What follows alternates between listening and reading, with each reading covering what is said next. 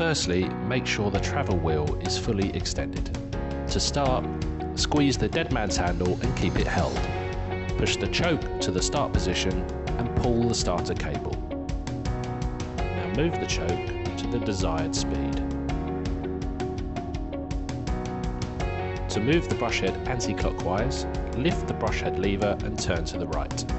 Make sure you engage each speed in sequence to avoid stretching the belt. Due to the tension of the belt, only the first two speeds are used.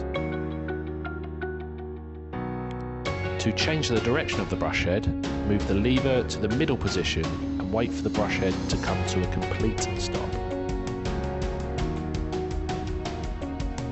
Then move the lever to the left for clockwise rotation. All three speeds are available and can be used in any order.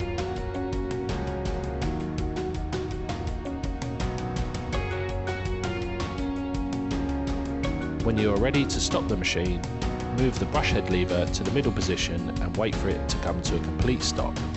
Then let go of the dead man's handle.